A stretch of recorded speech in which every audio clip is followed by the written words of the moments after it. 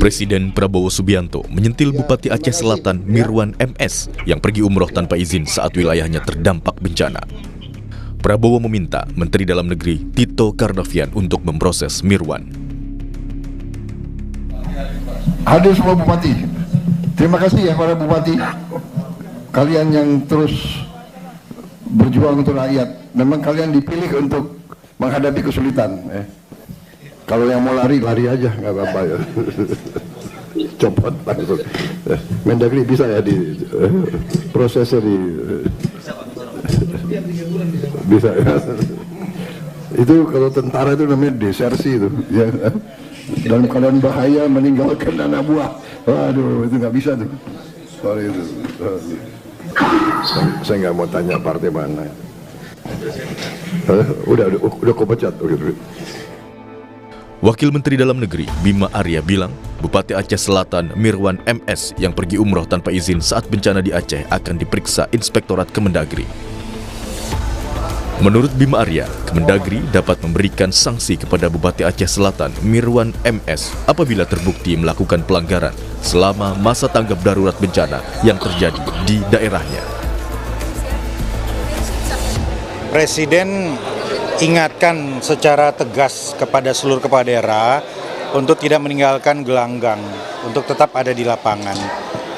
Dan Pak Mendagri sudah mengingatkan itu ketika rapat dengan BMKG. Nah tentu kalau ada kepala daerah yang tidak ada di lokasi, itu perlu dilakukan investigasi.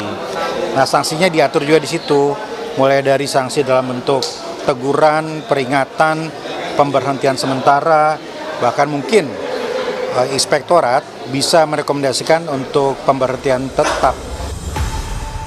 Aturan pemberhentian kepala daerah menurut pasal 78 Undang-Undang Nomor 23 Tahun 2014 salah satunya adalah diberhentikan karena melakukan perjalanan ke luar negeri tanpa izin dari menteri dan meninggalkan tugas dan wilayah kerja lebih dari 7 hari berturut-turut atau tidak berturut-turut dalam waktu 1 bulan tanpa izin menteri untuk gubernur dan wakil gubernur serta tanpa izin gubernur untuk bupati dan wakil bupati atau wali kota dan wakil wali kota.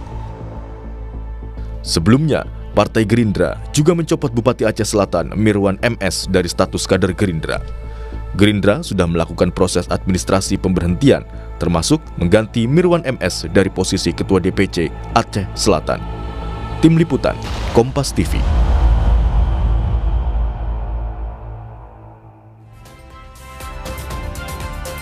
Saudara Wamendagri Bima Arya bilang Kementerian Dalam Negeri akan lakukan investigasi terhadap Bupati Aceh Selatan Mirwan yang pergi ke luar negeri saat Aceh Selatan diterjang bencana.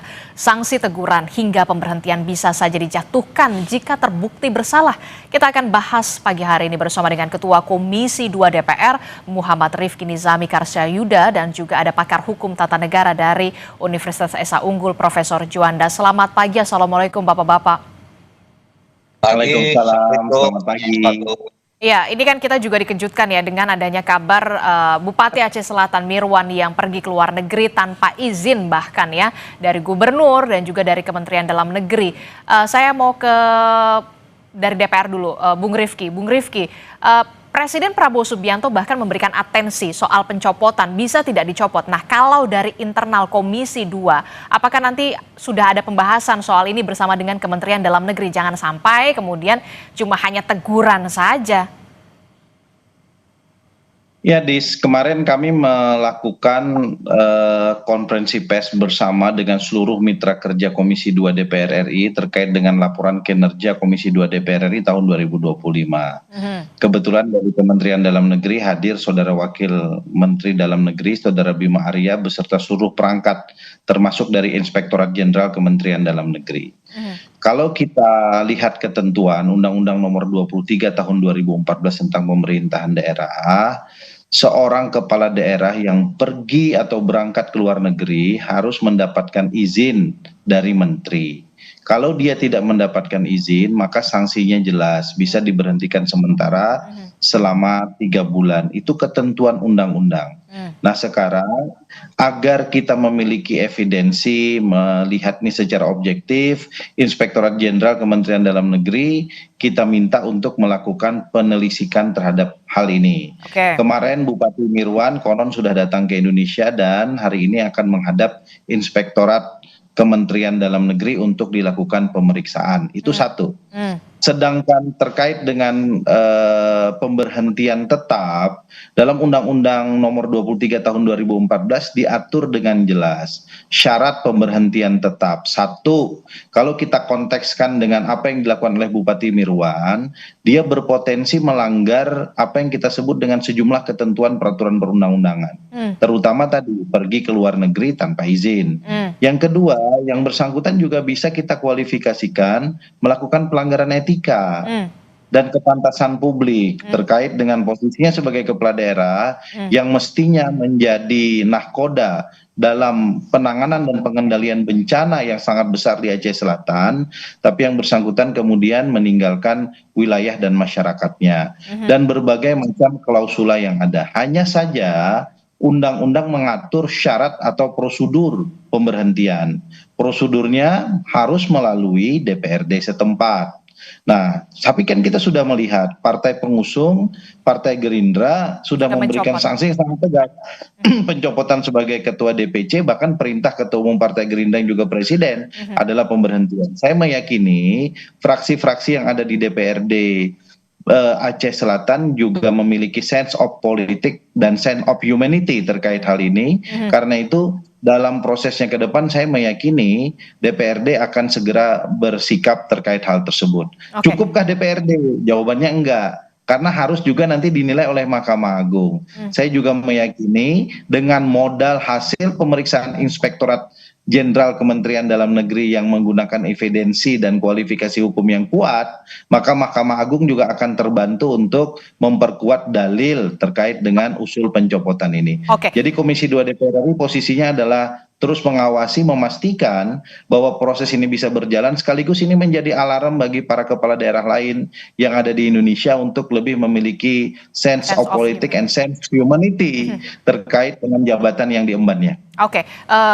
Kalau dari Komisi 2 DPR sendiri begitu ya, yang bermitra dengan Kementerian Dalam Negeri, posisi Komisi 2 tentu saja mengawasi, pengawasan begitu. Tapi kemudian untuk posisi Komisi 2 DPR sendiri, apakah setuju atau memang sepakat bahwa memang pemberhentian secara total atau pemberhentian hanya sementara 3 bulan? Posisi Komisi 2 DPR RI mendukung sepenuhnya seluruh upaya kita menangani persoalan rakyat secara real. Rakyat ini bukan hanya butuh dalam bentuk program, dalam bentuk dana, tetapi juga dalam bentuk empati. Nah karena itu apa yang diperintahkan oleh Presiden Prabowo Subianto untuk melakukan pencopotan terhadap Bupati Aceh Selatan itu kami dukung sepenuhnya oleh Komisi 2 DPR RI. Ini bukan persoalan personal Bupati Mirwan, tapi ini persoalan bagaimana kita membangun empati sebagai sebuah bangsa di tengah persoalan yang mungkin hari ini bencana, besok akan terjadi hal-hal lain yang membutuhkan empati dan sense of humanity oleh seorang kepala daerah. Seorang kepala daerah kemudian kita lihat melayani rakyat dan memang dipilih oleh rakyat. Seharusnya memang saat ini adalah untuk bisa menangani rakyat juga begitu ya. Saya ke Profesor Juanda. Prof, bagaimana kalau dari kacamata hukum dari pakar hukum tata negara untuk kasus Bupati Mirwan ini sudah keluar negeri dalam posisinya lagi bencana, penanganan bencana, bahkan Presiden Prabowo Subianto sudah lampu hijau, sudah dari partai sudah mencopot. Kalau dari pakar hukum tata negara sendiri melihat ini, mampu tidak sebenarnya Kementerian Dalam Negeri mencopot Bupati Aceh Selatan Mirwan dalam kasus ini? Ya baik, saya kira bukan soal mampu tidak mampu, tapi sebagai orang hukum melihatnya bagaimana perbuatan atau tindakan atau kebijakan seorang bupati dikaitkan dan diukur ya dari aspek norma hukum yang berlaku. Tadi sudah saya sampaikan oleh Saudara Rifki bahwa semua ya pejabat negara dalam konteks negara hukum itu sudah diatur. sebagaimana di dalam pasal 57 ya Undang-Undang 23 2014, pasal 76, 77 itu menyangkut soal bagaimana larangan seorang kepala daerah dan kewajiban seorang kepala daerah termasuk bupati. Nah, dalam konteks Bupati Aceh Selatan, dalam konteks pandangan hukumnya bahwa ketika seorang bupati atau gubernur ya melanggar dari apa yang diharuskannya, maka sebagaimana dulu pernah ada Bupati Indramayu kalau tidak salah ya, itu adalah Luki Ahmad, itu diberi sanksi 3 bulan pembinaan ya. Nah, pembinaan ini adalah artinya dengan bentuk konkretnya teguran tertulis oleh Mendagri. Saya kira ini penting juga dalam rangka memberikan contoh edukasi kepada seorang bupati. Jangan sampai ini kan bencana besar bagi kita bangsa Indonesia di Sumatera begitu ribuan, apalagi dia sebagai pemimpin di daerah itu harusnya berempati. Memang kita paham bahwa mungkin saja argumentasinya adalah ini sudah terkait perencanaan untuk umroh misalnya. Memang antara umroh dan kepentingan umat saya kira itu kan merupakan hal yang perlu kita bedakan, kita pisahkan. Umroh itu memang ada kaitan dengan soal agama ya, untuk beribadah. Tapi ini kan sifatnya pribadi ya, umroh itu. Tapi ini adalah bencana besar kita, Sumatera, bangsa Indonesia ini seharusnya ini sebuah kewajiban dia untuk menjalankan tugasnya sebagai pemimpin. Nah, oleh karena itu dia terkena larangan, terkena kewajiban-kewajiban ya. Antara kewajiban itu adalah misalnya memegang teguh dan patuh kepada Pancasila dan Undang-Undang Dasar 45. Kemudian peraturan perundang-undangan. Sementara peraturan perundangan mengatakan tidak boleh tanpa izin. Nah, berarti ini jelas menurut saya, terlepas dari apa nanti pemeriksaan dari Inspektorat Dalam Negeri, tapi menurut saya dari kacamata saya kira adalah jelas ini di samping memang tidak berempati, melanggar aturan, saya kira ini perlu ya, saya dukung kalau ini terbukti nanti diberi sanksi yang tegas. Tetapi dalam konteks ini perlu diketahui oleh masyarakat, untuk pemecatan secara definitif saya kira terlalu jauh. Karena untuk pemecatan secara definitif terlalu jauh. Mengapa demikian Anda bisa mengatakan seperti itu, Prof? Ya, karena begini ya, di dalam konteks soal pemberhentian secara definitif itu kan ada regulasi dan pasal tersendiri juga. Artinya tidak masuk ke dalam hal-hal berkaitan dengan tindakan yang pergi ke luar negeri tanpa izin. Misalnya kalau ada dugaan korupsi atau sudah terbukti korupsi ya, nah itu bisa diajukan pemberhentiannya kalau memang sudah terbukti itu. Kemudian bisa jadi membuat kebijakan yang meresahkan masyarakat.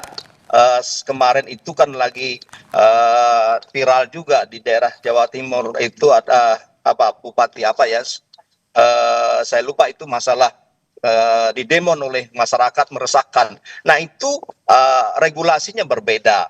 Nah ketika hal-hal tindakan-tindakan yang menyangkut soal yang sangat lebih lagi soal tindak pidana dan sudah menyangkut meresahkan masyarakat, nah itu baru bisa diusulkan oleh DPRD ya, kalau itu nanti terbukti ke Mahkamah Agung. Mahkamah Agung setelah itu baru bisa diproses. Berarti case-nya kalau berarti Prof, berarti case-nya kalau tindakan korupsi dan meresahkan masyarakat, kepala daerah di saat bencana tidak ada di daerahnya, apakah tidak meresahkan masyarakat kalau menurut Profesor Juanda?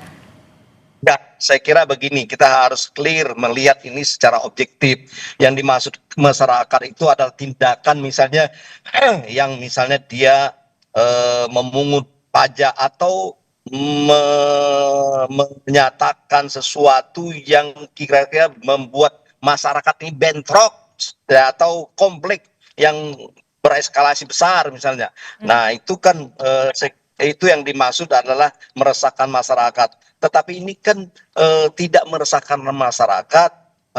Bencana ini adalah datang dari dua dua aspek menurut saya, dari kelakuan manusia yang memang melakukan penebangan liar, dan emang ini adalah kejadian alam yang memang dikehendaki oleh kuasa Allah. Jadi oleh karena itu bukan kehendak dari bupati itu, tetapi bupati itu pergi yang salahnya tanpa izin. Nah ini ya, jadi ketika sebenarnya kalau memang misalnya dia pergi itu dengan izin, saya kira tidak ada masalah.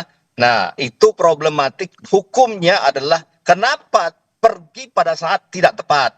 Walaupun umroh itu penting dan sunnah sebenarnya kalau umroh ya, tidak wajib. Nah oleh karena itu antara kepentingan pribadi dia sebagai umat itu sebenarnya tidak dia tempatkan sebagai pemimpin yang lagi mendapat musibah besar. Inilah saya kira duduk persoalnya. Oke, jadi menurut Anda kalau dari kacamata Anda untuk kasus Bupati Mirwan ini seperti Bupati Luki pada saat itu mendapatkan pembinaan 3 bulan selesai. Walaupun ini kita lihat case berbeda ya. Ya walaupun case berbeda, tapi kan inti ontologisnya adalah substansi problemnya adalah karena yang bersangkutan pergi ke luar negeri, apakah umroh atau perjalan-jalan, tidak izin gubernur, ya, tidak izin gubernur. Itu ketentuan yang diberikan. Oleh karena itu, tidak izin gubernur inilah sama dengan Luki dulu, tidak izin Mendagri juga, ya, kalau ke luar negeri. Nah, dengan demikian maka menurut saya, ya, paling tidak itu 3 bulan harus dibina itu, sesuai dengan aturan yang berlaku.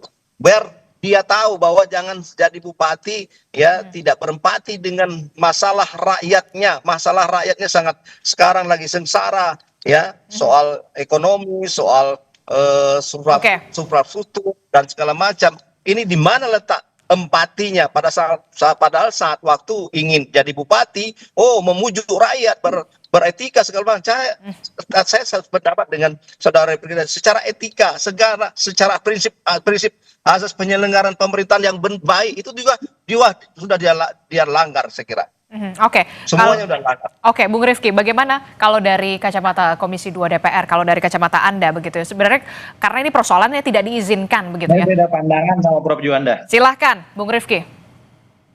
Karena begini, kalau kita baca black and white ya, Undang-Undang Nomor 23 Tahun 2014 tentang pemerintahan daerah, itu klausul of impeachment seorang kepala daerah, syarat-syarat pemberhentian kepala daerah itu diatur dengan jelas dalam undang-undang itu. 1, yang bersangkutan bisa diberhentikan sebagai kepala daerah karena melakukan pelanggaran terhadap sumpah dan janji. Coba saya mau bacakan sumpah dan janji seorang kepala daerah. Bersumpah berjanji akan menjalankan tugas sebagai kepala daerah dengan sebaik-baiknya, memegang teguh Undang-Undang Dasar 1945, melaksanakan semua peraturan perundang-undangan dengan sebaik-baiknya, serta mengabdi kepada masyarakat tanah air dan negara. Dalam konteks melaksanakan peraturan perundang-undangan dengan sebaik-baiknya, yang bersangkutan jelas melanggar sumpah dan janji sebagai kepala daerah. Dalam konteks melakukan pengabdian kepada masyarakat, tanah air dan bangsa dalam konteks bencana, ini juga bisa dikualifikasikan sebagai sebuah pelanggaran sumpah dan janji. Ini masuk dalam klausul of impeachment seorang kepala daerah yang bisa diproses oleh DPRD setempat. Yang kedua, yang bersangkutan juga tidak melaksanakan kewajiban kepala daerah di pasal 67 Undang-Undang Nomor 23 Tahun 2014. Apa itu? Yang bersangkutan lari dalam tanda kutip dari tanggung jawabnya, tidak melaksanakan kewajibannya, yang bersangkutan tidak melakukan koordinasi dengan instansi terkait, ini diatur dalam huruf G pasal 67 undang-undang tersebut, dan yang paling penting yang bersangkutan tidak menjamin tersedianya layanan publik yang penting dalam keadaan darurat yang merupakan bagian dari good governance dalam pasal 67 huruf E. Sehingga kemudian hal-hal tersebut merupakan kualifikasi dari, sekali lagi, klausula of impeachment yang kemudian bisa dikualifikasikan sebagai syarat pemberhentian seorang kepala daerah.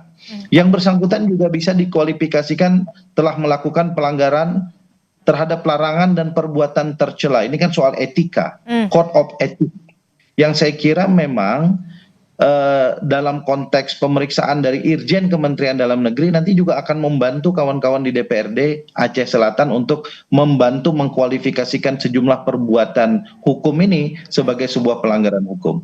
Tetapi sebelum itu saya ingin katakan begini, saya tidak mengenal saudara Mirwan sebagai pribadi. Kalau saya dalam posisi yang bersangkutan dan sebagai sahabat, sebagai sesama politisi, saya mungkin menghimbau kepada saudara Mirwan lebih baik yang bersangkutan mengundurkan diri. Ini jauh lebih elegan untuk kemudian menyelesaikan polemik ini. Sekaligus yang bersangkutan masih memiliki dignity sebagai seorang politisi. Pada sisi yang lain, sebagai tokoh dari masyarakat Aceh Selatan, beliau masih bisa menunjukkan empatinya dengan bekerja tanpa jabatan sekalipun. Dan ini saya kira akan jauh lebih baik bagi masa depan politik yang bersangkutan pada satu sisi, dan di sisi yang lain kita bisa segera mendapatkan kepala daerah definitif di Aceh Selatan yang bisa bekerja dengan penuh kewenangan untuk melaksanakan tugas-tugas kedaruratan yang ada ini. Oke, kalau menurut Anda kalau dari soal aturan dan segala macam ini sudah memenuhi soal impeachment, tapi kalau bisa dikatakan terhormat begitu ya, lebih baik mundur menurut Anda? Betul, karena dari sisi legitimasi politik, Partai Gerindra sebagai partai penguasa dalam tanda kutip, the ruling party saat ini, tempat yang bersangkutan berasal, sudah melakukan pencopotan. Saya kira itu sanksi politik yang sangat berat bagi seorang politisi, dan karena itu memang harus ada kesadaran dalam konteks ini, memiliki empati politik untuk kemudian mungkin give up dulu, bukan karena yang bersangkutan tidak mampu, tidak memiliki power, tapi justru meletakkan kedewasaan politiknya dalam situasi seperti ini, dan itu saya yakin akan menaruh dan menarik simpati oleh banyak pihak. Oke, kalau saya ke Prof Juanda, kalau dari soal politik, dari empati politik, lebih terhormat mundur saja dari jabatannya dibandingkan jadi polemik seperti ini. Ya, saya kira begini ya, itu boleh saja, itu adalah sebuah pikiran cemerlang sebagai politisi dari saudara Ricky, mungkin sama-sama politisi ya, mungkin itu lebih terhormat. Saya setuju juga, tapi biasanya karakter dan budaya orang Indonesia siapapun itu jarang saran itu diterima ya, jarang sekali. Tapi sebagai sebuah terobosan sikap yang gentleman, saya dukung kalau memang itu sebagai sebuah bukti pertanggungjawaban kepada masyarakat misalnya. Tetapi saya melihat itu masih jauh sekali untuk orang Indonesia ya. Nah, oleh karena itu saya pikir terlepas dari saran itu mundur tidak mundur, bagaimana aturan hukumnya diterapkan. Saya sependapat nanti terlepas sanksi apa, tetapi paling tidak itu pasti diberi sanksi ya. Mau misalnya pencopotan secara definitif atau diberhentikan, tapi semuanya saya ingatkan kembali, ini merupakan sebuah pembelajaran bagi siapapun ya.